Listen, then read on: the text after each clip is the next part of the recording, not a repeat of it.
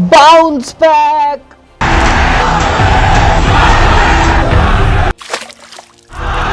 हे welcome back, hey welcome back, hey welcome back. मैं हूं Sparsh Singhal, international demotivation speaker, girlfriend consultant और भक्तों का कोच। आज मैं लेके आया हूं आपके लिए एक ऐसी केस स्टडी, फ्रॉड करने वाले पहले यूट्यूबर बने। जी हाँ, बात करने जा रहा हूं विवेक बिंद्रा जी की। यूट्यूब से पैसा आ रहा था, यूट्यूब से पैसा आ रहा था, फिर भी बच्चों का पैसा हड़पने वाले पहले आदमी बने। बिजनेस कोचिंग के नाम पर, बिजनेस कोचिंग के नाम पर MLM स्कीम चिपकाने वाले पहले आदमी बने। आज हम बात करने जा रहे हैं संदीप माहेश्वरी से पंगा लेने वाले पहले आदमी। अरे नहीं यार, बहुत लोग पंगा लेते हैं संदीप माहेश्वरी से। तो MLM, pyramid scheme, network marketing या फिर बंदे जोड़ने वाला काम, इनमें से कोई ना कोई आपने नाम जरूर सुना होगा और कोई ना कोई बंदा आपको एक सेमिनार में ले जाने के लिए जरूर आया होगा। हो सकता है आप इसे कुछ शिकार भी बने, मैं भी बना था। पर इसे एक्चुअली होता क्या है, इसकी शुरुआत कहां से हुई और ये फ्रॉड होता क्यों है और क्या ये लीगल है, जानेंगे सब आज की वीडियो में। चलिए शुरू करते हैं। Hey guys and welcome back to Sparshcastic.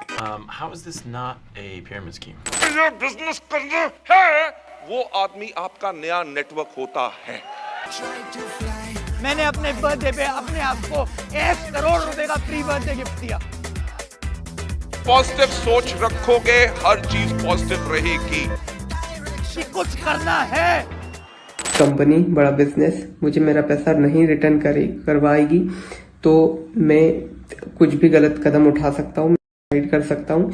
It's not a pyramid scheme. It's not even a scheme per se.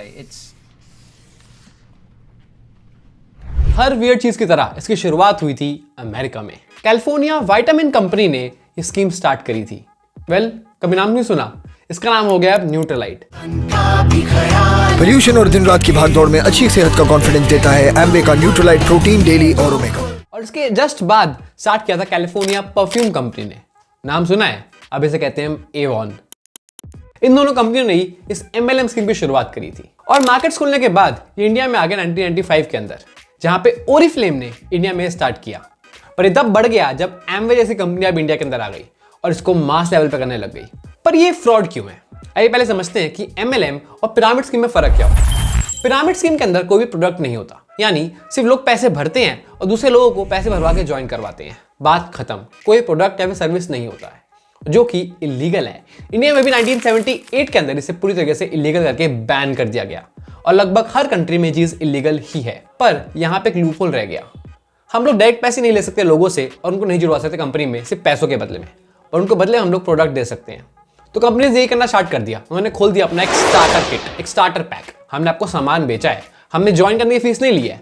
पर खुद सोचिए, जो पहले ज्वाइन करने की फीस थी 25,000, अब ये 5,000 का सामान को 30,000 में बेच देते हैं। बट वो सामान 5,000 का ही है, 30,000 में से वो 25,000 की अभी भी ज्वाइनिंग फीस ही है और इनकी मेन इनकम लोगों की ज्वाइनिंग फीस ही है। आखिर लोग इससे पैसे कमा तो रहे ही हैं, तो इसे ज्वाइन करने में दिक्कत क्या है? हम ज्वाइन कर लेते हैं MLM, 200 बंदों को जुड़वाते हैं, आगे बंदों को जुड़वाएंगे और हम पैसिव इनकम कमाएंगे। सुनने में काफी लॉजिकल लगता है और इजी भी लगता है, किसी बंदे को जोड़ने हैं। पर इसमें एक छोटी सी प्रॉब्लम है, ये मैथमेटिकली इम्पॉसिबल है। हाँ, इस चैनल में अक्सर साइंस की काफी बातें करता हूं, थोड़ी मैथ्स की भी कर लेते हैं। Please bear with me, okay? पहले बंदे को जोड़ने थे 6 बंदे, उसने जोड़ दिए। अब सेकंड लेयर पे उन 6 बंदों को जोड़ने पड़ेंगे 36 बंदे, 36, ताकि सबको 6 बंदे मिल सके। अब आगे हो जाएंगे 216। ऐसे करते करते ये पिरामिड बन जाता है। सुनने में इजी लग रहा है, 200 लोगों को जोड़ना कोई बड़ी बात थोड़ी है, बट नहीं।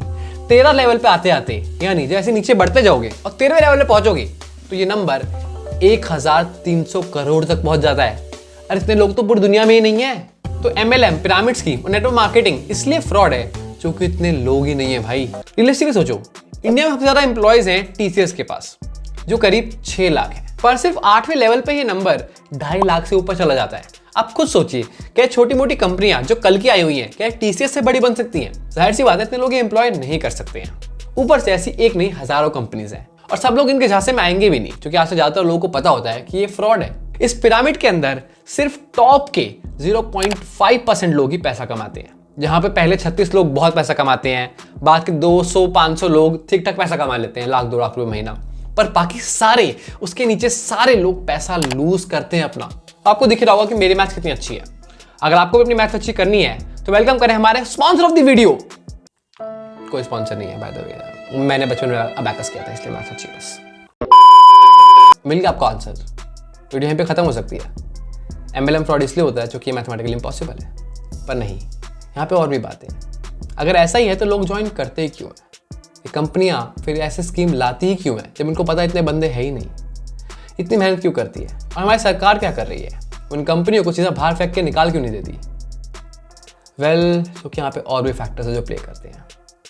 अब हम डाइव करते हैं ह्यूमन साइकोलॉजी के अंदर और समझते हैं कि क्यों लोग ज्वाइन करते हैं, क्यों कंपनियां ऐसा करती हैं और आप कैसे इससे बच सकते हैं, और सरकार ने इसे अभी तक इलीगल घोषित किया है कि नहीं। चलिए शुरू करते हैं। ऐसा एक स्टेप प्रोसेस है जो हर एक स्कैम आपको कॉमन मिल जाएगा। इसकी शुरुआत होती है पहला टारगेट से। यस, अक्सर देखोगे टारगेट करते हैं हाउसवाइफ, स्कूल स्टूडेंट्स और कॉलेज स्टूडेंट्स को। यही आती है पहली अधिकतर प्रॉब्लम MLM के अंदर, टारगेटिंग द पुअर।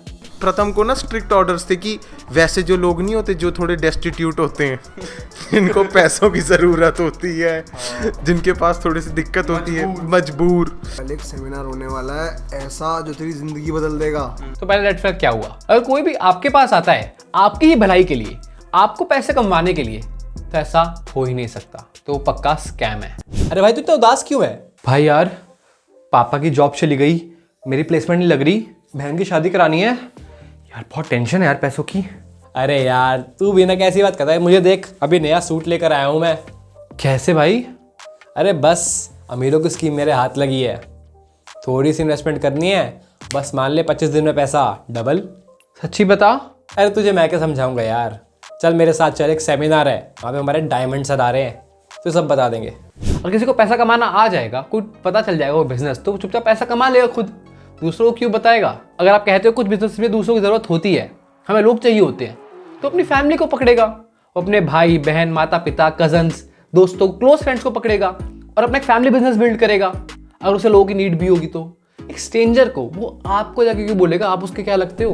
इनका सेकंड स्टेप आता है, वो है लोगों को सेमिनार में ले जाके मोटिवेट करना। कल 9:30 बजे यहाँ पे पहुंच जाना अगर जिंदगी में सच में कुछ बड़ा करना चाहता है। देखिए, ये छोटी सोच और पाँव की मोच इंसान को आगे नहीं बढ़ने देती। अच्छा जी, मेरा ऐसा मानना है ना। 4-5 करोड़ रुपए कुछ नहीं होता, आपके पास असीमित क्षमता है भाई साहब। कभी साइकिल कभी पैदल आते थे, बिजनेस करते थे, आज 1 लाख की स्कूटी चलती है।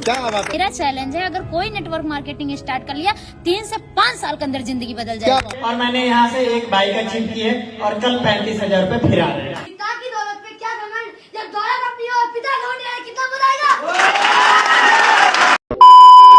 आपको बड़े बड़े सपने दिखाएंगे, ये गाड़ी है, ये पैसा है, ये हो जाएगा, वो हो जाएगा, सब फालतू की बात होती है। उनसे कभी पूछना है तुम्हारी असली इनकम है कितनी, हमें सबूत दिखाओ, तुम ITR दिखाओ ना, तुम चेक क्या दिखा रहे हो, अपनी इनकम टैक्स रिटर्न दिखाओ मुझे, तुम डेबिट दिखाओ, तुमने एक्चुअली में लिया क्या है, रजिस्ट्री दिखाओ अपने नाम पे, जो गाड़ी है तुम्हारे पास। मैं अपनी BMW की चाबी लेके आया हूँ। नहीं ये वाली नहीं है, ये वाली मेरी BMW की चाबी है जो मैं आज ही लेकर आया हूँ, सिर्फ और सिर्फ नेटवर्क मार्केटिंग की वजह से। अरे वो BMW घर पे खड़ी है ना, आज खराब हुई थोड़ी सी, तो स्कूटी ले आया अपनी। कोई बात नहीं, ये भी BMW के बराबर ही है, जरा थोड़ा बाउंस बैक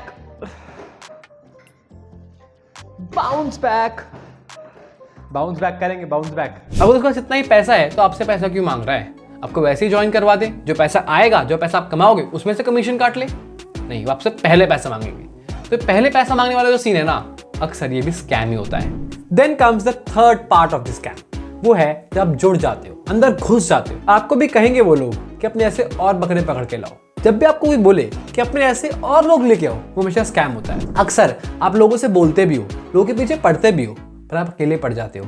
आपके दोस्त रिश्तेदार आपसे परेशान हो जाते हैं, आपसे दूर भागने लग जाते हैं, क्योंकि आपके रिश्तेदारों, आपके दोस्तों को पता लग जाता है कि ये बंदा तो हमें यार पीछे करता रहेगा, कुछ ना कुछ हमें बेचने की कोशिश करता रहेगा, हमसे पैसे मांगता रहेगा। पर ये लोग बोलेंगे नहीं, तुम लोग ऐसे लोगों से दूर रहना, ये लोग नेगेटिव लोग होते हैं, नेगेटिव लोगों से दूर रहना चाहिए। You are the average of 5 people you spend your most time with। और मैनिफेस्ट करो यार, मैनिफेस्टेशन के नाम पे जितना लोग कटा है ना आज तक, उतना किसी का नहीं कटा सच में। मैनिफेस्टेशन सबसे बड़ा पॉइंट है जहाँ पे लोग आपको काटेंगे, बोलेंगे कि जाओ मैनिफेस्ट करो, जो गाड़ी आपकी है नहीं ना, आपके रिश्तेदार की है, दोस्त की है, उसके जाके फोटो खिंचवाओ। ये लैपटॉप मेरा ही लैपटॉप है। ओ तेरी, ये क्या हो रहा है? अबे वो लैपटॉप मत छेड़। क्या हो गया भाई? तेरे लैपटॉप ही तो देख रहा हूँ। अपना ही घर समझो, किसी का भी घर लो, अपना ही घर समझो। बोलो मैं मैनिफेस्ट करता हूँ, मैं भी ऐसे घर में होगा एक दिन। अबे तू जा रहा है नहीं जा रहा? अरे जा रहा हूँ। तो आपको समझ में आता है क्योंकि जो गाड़ी वाली फोटो है ना इनके इंस्टाग्राम पर, वो कैसे आई है। ऐसे ही आती है। ये ज़्यादातर लोग कभी कभार एक जगह कहीं घूमने चले जाते हैं, उसकी फ़ोटो चिपकाते रहेंगे सालों साल तक। एक बार होटल में चले गए, वो फ़ोटो चलती रहेगी सालों साल तक। एक किसी गाड़ी मिल गई, वो सेम गाड़ी हर कोई चिपका देगा उस पर, सेम गाड़ी में फ़ोटो। पर लोग ऐसा करते क्यों हैं? वेल, इसका सिंपल सा रीज़न है, वी लव शॉर्टकट्स। हमें चाहिए quick and easy way to get rich. उनको लगता है कि हमें कोई शॉर्टकट मिल जाएगा पैसों का, कोई सीक्रेट होता होगा पैसों का, कोई ऐसा काम जो हमें नहीं पता पर क्या पता किसी और को पता हो। सिंपल सी बात है, there are no secrets to wealth, happiness और एनीथिंग एल्स। जो भी अच्छी चीजें होती है ना, वो सबको इक्वली पता होती है। आप सबको पता है बिजनेसेस कौन से चलते हैं, कौन से नहीं चलते, कौन से एथिकल है, कौन से अनएथिकल है, सबको पता है। पर अब ऐसा कंपनी क्यों करती है? ये अपने प्रोडक्ट्स नॉर्मली क्यों नहीं बेचती? एक नॉर्मल कंपनी क्या करती है? फैक्ट्री से प्रोडक्ट बना, डिस्ट्रीब्यूटर को दिया, डिस्ट्रीब्यूटर ने रिटेल को दिया, रिटेल ने कस्टमर को दिया, या फिर ऑनलाइन वेबसाइट से बेचा, अमेजॉन से बेचा, किसी और वेबसाइट से बेचा। दो तरीके होते हैं। पर ये क्या करती हैं? फ्रॉड एम्बलम कंपनियां करती हैं, अपना प्रोडक्ट और सर्विसेज लेंगी, जिसको बेचेंगी उसको ही बोलेंगी आगे बेचो। यानी उनके कस्टमर्स ही उनके सेलर्स भी हैं, यानी जो इंसान बेचता है वही खरीदता है। तो यही पहला डिफरेंस होगा एक एमएलएम कंपनी और एक नॉर्मल कंपनी के अंदर। दूसरा डिफरेंस होगा इनके प्रोडक्ट का प्राइस। अक्सर आप देखोगे कि प्रोडक्ट काफ़ी ओवर प्राइस होते हैं। ओवर प्राइस इसलिए क्योंकि बहुत सारे लेवल पे कमीशन बढ़ती है यार। और एक सबसे इंपॉर्टेंट बात, किसी भी कंपनी में जॉब लेने के लिए ना आपको क्वालिफिकेशन चाहिए होती है, आपको चाहिए होती है डिग्री, आपको चाहिए होती है स्किल्स। आप कंपनी के पीछे भागते हो, इंटरव्यू देते हो, जीडी देते हो, तब जाके आपको जॉब मिलती है। और ये लोग क्या बोलते हैं? कोई क्वालिफिकेशन नीड नहीं है, कोई सीवी नहीं मांगते, बस अगर आपके पास पैसा है तो आप जॉब ले लो। चाहे आपको कुछ ना आता हो जिंदगी में, आपके पास पैसा होना चाहिए, आपको जॉब देने को रेडी हो जाते हैं। तो जाहिर सी बात है, कंपनियां फ्री का सेल्समैन बनाती हैं। जनरली आपको सेल्समैन को सैलरी देनी पड़ती है, पर यहाँ पे तो सेल्समैन खुद से सामने से पैसे दे रहा है। आप पैसे देकर इनके यहाँ नौकरी करते हो, इनको अमीर बनाने के लिए। ऊपर से ना मार्केटिंग का कोई खर्चा, क्योंकि मार्केटिंग तो लोग खुद ही कर रहे हैं, और ना खर्चा किसी प्रोडक्ट को इंप्रूव करने का, क्योंकि प्रोडक्ट तो अपने आप ही बिकेंगे जब साथ में उसके सपने बिकेंगे। तो आप कहोगे स्पर्श, हमने और भी नाम सुने जैसे एफिलिएट मार्केटिंग, डायरेक्ट सेलिंग या फिर रेफरल मार्केटिंग, क्या ये सब भी फ्रॉड है? वेल, कुछ केसेस में नहीं, कुछ केसेस में हाँ। एफिलिएट मार्केटिंग के अंदर आप किसी और का प्रोडक्ट बेचते हो, आपको थोड़ी कमीशन मिलती है। फॉर एग्जांपल मैं बोलूँगी मैंने माइक लिया था 800 रुपये का अमेजॉन से, इसका लिंक डिस्क्रिप्शन में, अब जाकर उससे ले सकते हो। आपको भी वो 800 का ही पड़ेगा, बट अमेजॉन उस 800 में से 20 रुपये निकाल के मुझे दे देगा, क्योंकि मेरे लिंक के थ्रू आपने खरीदा है। तो ये होगी एफिलिएट मार्केटिंग। इसमें बहुत छोटा सा मार्जिन मिलता है किसी और के प्रोडक्ट बेचने के लिए। बट फर्क ये है, एफिलिएट आगे एफिलिएट नहीं बना सकते, मैं आगे और बंदे नहीं जोड़ सकता। मैं बंदे जोड़ना मेरा काम नहीं है, मेरे काम से प्रोडक्ट सेल करना है, और वो भी कौन सा प्रोडक्ट? जिस प्रोडक्ट में खुद में दम होता है। वेल, सेकंड होता है रेफरल मार्केटिंग। यहाँ पे पैसे नहीं मिलते हैं, कुछ और चीजें मिलती है। फॉर एग्जांपल ज्यादातर ये ऐप्स करते हैं कि मैंने एक ऐप डाउनलोड किया, मेरे लिंक से आपने डाउनलोड कर लिया, तो आप दोनों को कैशबैक मिल गया, या फिर हम दोनों को कोई डिस्काउंट कूपन मिल गया, कूपन कोड मिल गया। थर्ड है डायरेक्ट सेलिंग, जो मोस्ट कॉन्ट्रोवर्शियल है। सरकार चाहे तो डायरेक्ट सेलिंग को भी बैन कर सकती है, पर इंडिया में बहुत लोग इससे लाइवलीहुड कमाते हैं। वो डायरेक्ट सेलिंग करते हैं ऐसे प्रोडक्ट्स की जो जेन्युइन होते हैं। फॉर एग्जाम्पल हमारी गली में भी लोग आते हैं सर्फ एक्सेल बेचने या फिर हार्पिक बेचने।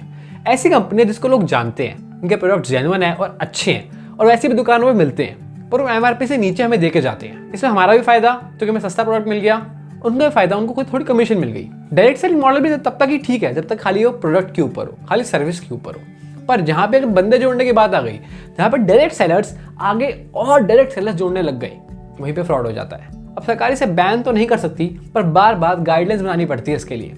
और हाल ही में 2021 में भी नई गाइडलाइंस बनाई गई थी ऐसी कंपनीज के लिए। पहले पढ़ते हैं उन गाइडलाइंस में क्या लिखा था। उन गाइडलाइंस में मेनली 3 बातें लिखी थी जो आपको ढंग से याद होनी चाहिए, जो आपको आपके राइट्स बताती है। पहली, बायबैक पॉलिसी। जब भी आप इस कंपनी से प्रोडक्ट या सर्विसेज लेते हो और वो आप नहीं बेच पाते या फिर आपके पास वो रह जाती है बिल्कुल अनपैक्ड, तो कंपनी को कोई बायबैक पॉलिसी देनी पड़ेगी, यानी कंपनी आपसे वो माल वापस खरीद लेगी। सेकंड ऑप्शन होना चाहिए रिफंड पॉलिसी का। हाँ, रिफंड पॉलिसी का। हर कंपनी को कुछ टाइम पीरियड के लिए एक रिफंड पॉलिसी देनी पड़ेगी। थर्ड सबसे बड़ा मेजर डिफरेंस आता है कि इंसेंटिव जो दिए जाना चाहिए लोगों को, वो होना चाहिए प्रोडक्ट बेचने के ऊपर, ना कि बंदे जोड़ने के ऊपर। इन सारी गाइडलाइंस को कंपनी को फॉलो करती है तो वो लीगल है। अगर इन सारी गाइडलाइंस को कंपनी फॉलो नहीं करती है तो वो फ्रॉड है। ऐसी कंपनी को आपको रिपोर्ट कर देना चाहिए। यही गलती करी थी विवेक बिंद्रा के बड़ा बिजनेस ने भी। ये पे आपको बोलते हैं एफिलिएट मार्केटिंग, यहाँ पे आपको किसी और का प्रोडक्ट बेचना है, बट यहाँ पे एक दिक्कत है, आपको बंदे भी जोड़ने होते हैं। यही मेन प्रॉब्लम है, बंदे जोड़ने वाला काम इलीगल है। साथ में इनके पास ना ही कोई बायबैक पॉलिसी है, और रिफंड पॉलिसी भी सिर्फ 5 दिनों की है।